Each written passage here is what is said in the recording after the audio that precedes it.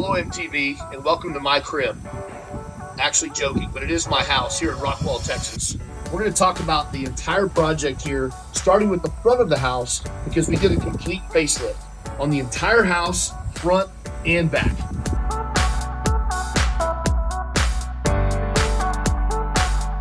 Talking about the facelift on my house, the first thing we did obviously is we tore out all the landscaping and the walkway that was here prior, which was nothing like it is now.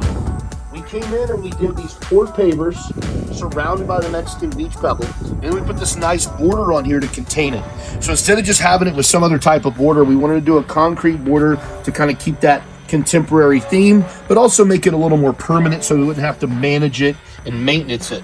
We did these poured pavers, and again, this is over 5 years ago. So you can see they've weathered a little bit. They almost look like more of a stone rather than a concrete. We did use a salt finish on them. And so that's kind of what you're going for, is to make it not just look like plain old concrete, but actually start taking on the look of a travertine. And that's really what's happening here with this stone, with all the different variations of color over time. And then from there, we decided we wanted to do raised beds to contain everything on the house. So we did these Austin chop raised beds, single stone high, the nice big footing underneath, which we always do a 12-inch wide by 12-inch deep footing under there. And we finished that with a Luder's top. Now inside of here is going to be lights. So there's actually landscape lighting to light up this walkway under here, as well as lights on the house that shine up onto the house whenever we turn them on at night. Now, as we move into the house, we wanted to paint it white. It had an orange brick, and it had a bunch of these weird arches. The doorways were arched. The windows were arched. These windows had arches in them, and there were these weird little ornate pieces over all the windows. So we removed all of that, out with 1994, in with the new age, and we went to these cedar top pieces over these windows. And by doing that, it gives it, again, a little bit more of a contemporary look, and it kind of ties some things we did in the back of the house back into it. We then painted it an alabaster white, and we used a 6-inch square box gutter with 3x4 downspouts. It already had black shingles on the roof, so it actually tied in really well. It looked great, so we didn't have to do anything there. Then we came in, we had all new windows. We did a black vinyl window to match all the other black accents on the house and everything else that we did, obviously. We did a travertine finish here on the front entryway with kind of a mixture of grays and tans. So not only does it go with the salted concrete, but it also kind of blends in with the Mexican beach pebble. So it ties it all together. Of course, you can see it's a little aged. It's been here for over 5 years. And then for the entryway, we had these custom-made double steel black doors with a transom on top. This is all one unit, and before it was windows and doors in the middle, and it was rounded. So this obviously brought it much more up to date. And we added these beautiful sconces on either side, and these are pretty big. You can't tell by looking at a video, but these are 3 feet, 12 by 12 by 3. So these are pretty large sconces, but relative to the door size, which is 10 feet, they're about right. And then on this piece, this was the front patio cover. It originally had a railing up top and it looked like a balcony, but it actually wasn't. We went ahead and tore that down. It had these old round pillars that we didn't like. And we came in and added these bigger 14-inch wide LP wrapped pillars and painted them with the alabaster white. And then we did a standing seam metal roof up top, again with a flat ceiling, just to make it look more contemporary and tie everything back to the house. So these are just a few of the ways that we made this house more contemporary. We had to end up grading the yard because as we extended this out, we had a lot of fall off. And so with that, we had to come in and grade and put all new grass up here, which again is now 5 years old and is riddled with weeds because we live out in the country. But if you're looking to update your house and just thinking about the back, often the front is also just as important. It's also where your curb appeal is. So by doing just these things to the house itself, changing the front, doing this complete facelift on it, we've actually updated this house by 30 years. The other part of that is we want it to be timeless. So whatever we did here, we wanted it to last at least another 20 or 30 years and still be relevant. So that was the goal. We wanted it to look a certain way. We wanted it to perform a certain way. And obviously updating it just increase the value of the home and the beauty of the home. So if you're thinking about doing that to your house and you're working in the backyard, always remember, there's nothing wrong with doing the front as well and making it just as inviting and getting greater curb appeal. Now to the backyard. In the backyard, talk about a complete remodel. We literally demoed this thing down to the dirt, literally with new grass and everything, regrading of the yard because it was flooding. And we started all that with the pool.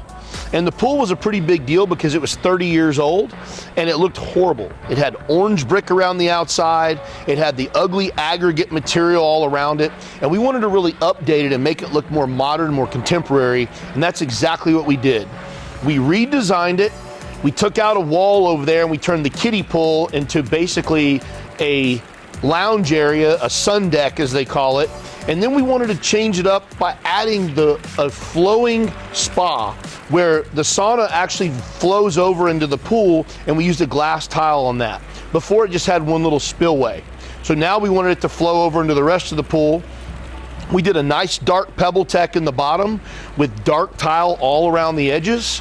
And then obviously the whole decking is done with a sandblasted marble that's super white. And that's really what we wanted to create with that contrast. And the last thing we did was there was a slide here. A slide, and there was a dolphin in the wall, which all that got removed, and we built this beautiful water feature. And this water feature does a few things. It obviously helps the water continue to move to cut down on any algae buildup. It also helps a little bit with the temperature because of the water moving and flowing and aerating, but it looks nice and it sounds nice. So there's a number of things that we felt were really beneficial to that, but also when you're sitting anywhere in the back patio area or in the house, this becomes a focal point. And we finished it with this beautiful marble tile, and then obviously put these beautiful spouts coming out of it, and has a nice free flow to it. So again, whenever you're remodeling your pool, always think about how you want it to look and how you want it to function. Now, to all the ugly pool equipment and the AC units that were over here, it had a wooden fence around it that I wasn't really fond of. So we went to an aluminum slat fencing, which I love, because not only can you control the height, but you can control the gaps in it and really hide things but keep nice ventilation. So we did do an aluminum slat fence around all the pool equipment and the AC units back there, and then of course to store all the pool stuff. And then on top of it, we did a nice pergola with this poly material.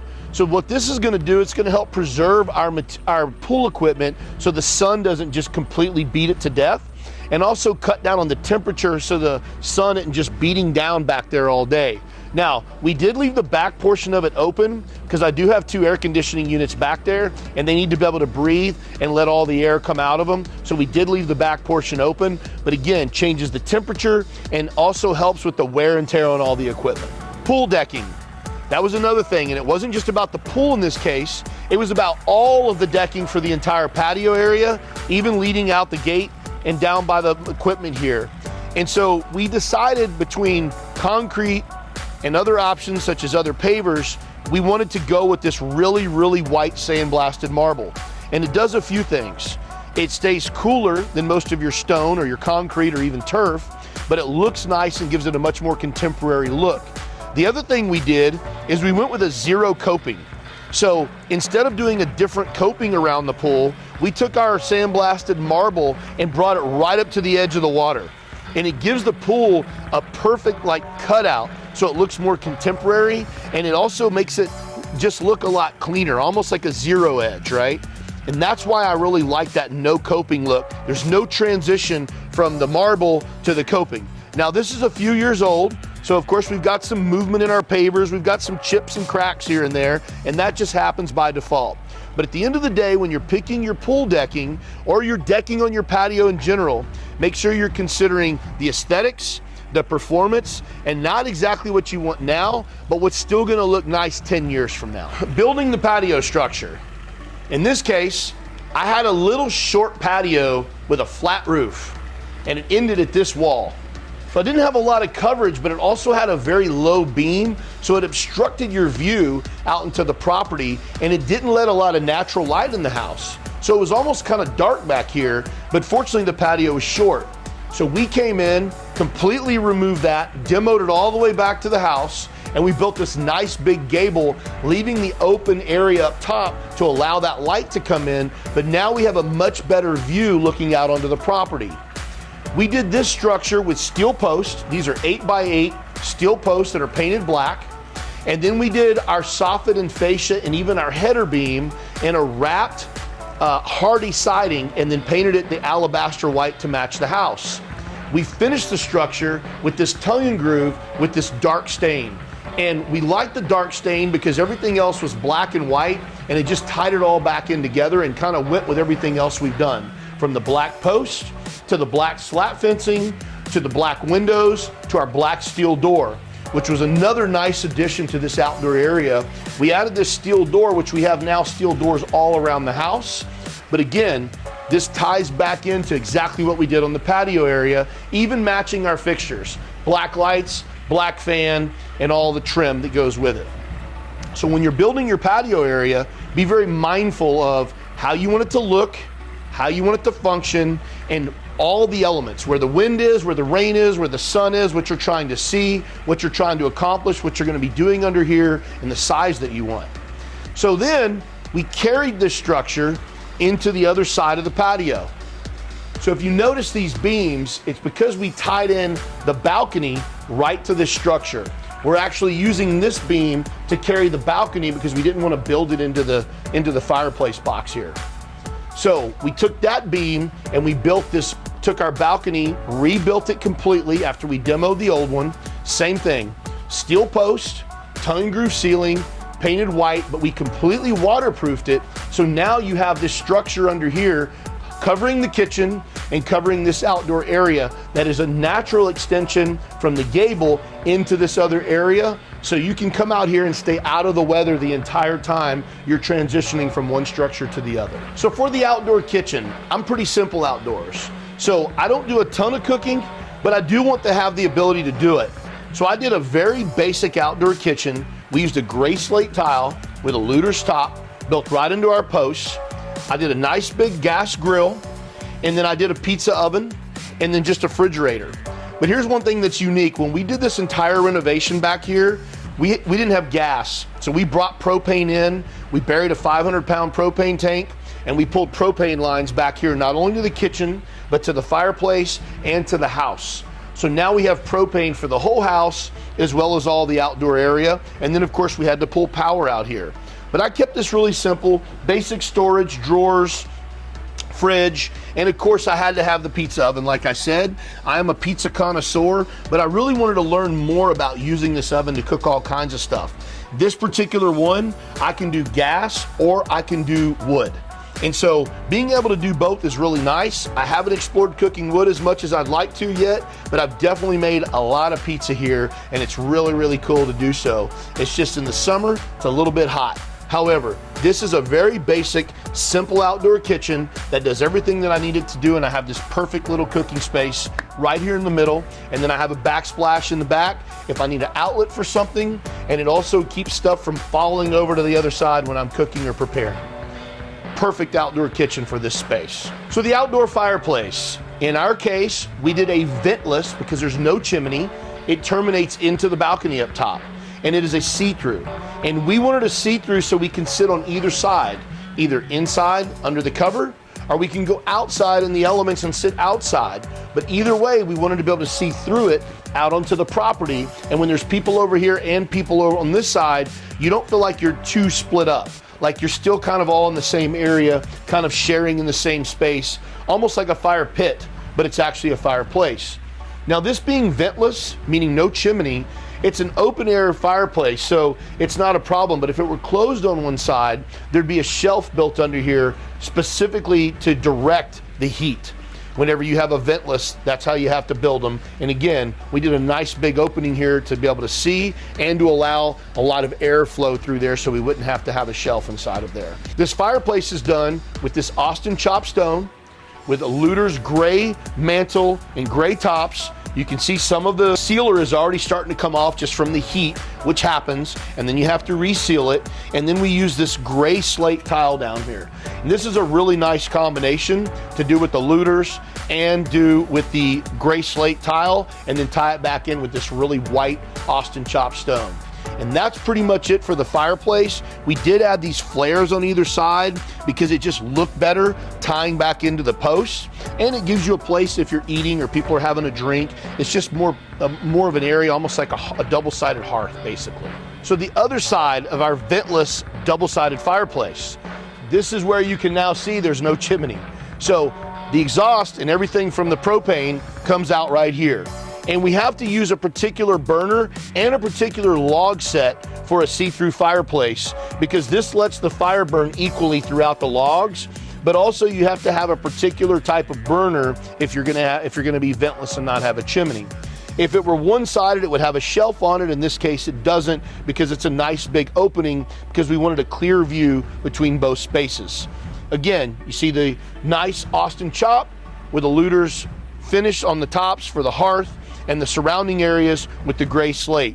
And again, on the looters, your sealer will wear off every 1 to 2 years and you'll need to reseal it just from the weather. The more heat and exposure it has, the more it's gonna wear. And then on the inside, we painted the fire brick black just because we like that to finish out because we didn't want that light tone inside of there because it just gets all sooted up in black anyway. But this is a pretty great example of a double-sided fireplace that has a dual purpose and it looks nice. Putting a door in your master bedroom leading out to your patio. This has become really, really popular. This is our master bedroom. We put a steel door that matches the one in the back, and it's fantastic because we can walk out of this door and come right onto our patio or our pool or just walk around the backyard with the dogs or whatever we want to do, and we don't have to go all the way through the house. The other thing that we did is we added this light because before with no door here, there was no light out here. So now we have a switch, we can turn this light on. We also have a remote, we can turn the light on outside on the fireplace. So it's pretty cool that we can come out of our master, come outside, even get in the pool if we want, and then sneak back in the door and go back into our bedroom, into our bathroom and shower and do whatever we need to do. So it's always nice if you're considering to add a door, whether it be on the side or in the rear, putting it in your master bedroom just allows you to move freely in and out of your space without having to go back through the house. Radiuses, we love radiuses. It gives a lot of character, but here's what else it does. It allows you to mow in here freely without having to cut corners and then weed eat all around it. But if you see how we did these radiuses on our pavers here, we like to do that on all of our concrete, on our foundations and everything else that we do. I just think it looks better. It's just a personal choice of mine. And then of course, when we flow into our walkways, I have some radiuses in here as well. But I like walkways, which we did this in a salted concrete. This just had pavers here before, and we went with the salted concrete because I feel like it's a nice transition. It continues with that a little bit more contemporary. It's not so sterile looking. Then of course we put slight radiuses in our concrete and then finish the edges nice and smooth. These walkways, one obviously goes over here to the sport court. The other one comes all the way back here to the gate and the air conditioner and the propane connection that's over here. So I can come out here and not have to get in the mud or the grass, and I can walk and go take care of whatever I need, even go around to the front of the house. Now the other thing we did to finish off this project is we did raised beds. We did raised beds in the front of the house, and we did them back here because I think it causes a nice look of completion and gives it a more contemporary feel.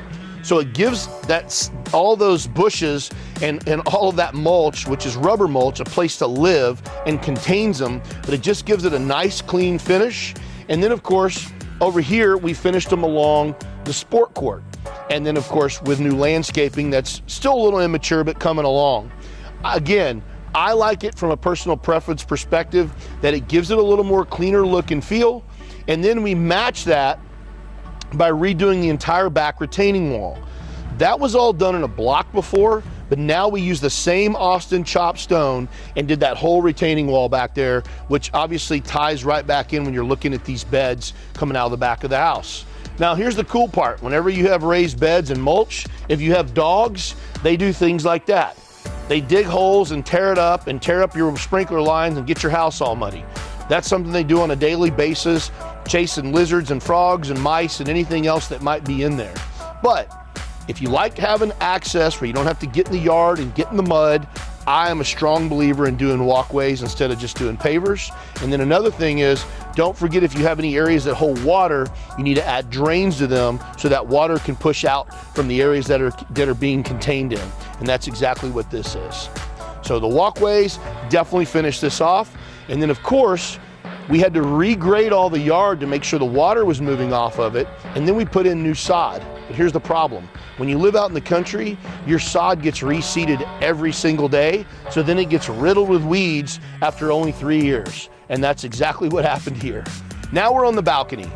It's very important to think about your balcony of how you want it to look and how you want it to work, right? The functionality of it. Often balconies are built and they're not waterproofed. So if you're underneath them, basically you're getting rained on. And I don't know why builders do that, but they tend to do it. That was the case here. This was not a waterproof balcony, and this was a custom built home. So we tore it completely out, we waterproofed it, we rebuilt it using a composite decking, and then we had these rails made by 4K Construct, custom made to exactly the specs that we sold them. So we showed them what we wanted, gave them a picture, told them the height we wanted, and they came out and measured, built these rails, and set them in. Now, the other thing we did on this deck is it's completely waterproof. So underneath it is another whole patio area that people can watch TV, they can sit in front of the fireplace, it's over my kitchen, and so we have a dual purpose balcony. So if you're gonna build one, why not go ahead and make it dual purpose so you have a beautiful balcony upstairs and then you have a beautiful space underneath that you can operate in that's completely waterproof and out of the weather. So always think about that, aesthetics and performance. And like I said, in this case, we wanted it to look good, function well, and not have any maintenance long-term. And that's exactly what we did. In conclusion, to my whole house remodel, the entire house and the entire backyard, even the yard itself, starting with the grass and the ground, as we said, building it into what we have now. The whole point here was all this was done in 1994. And we wanted it to be a couple things. We wanted it to be highly functional. We wanted it to be more contemporary, and we not only wanted it to be valid now, but something that would have a more timeless look and feel to it.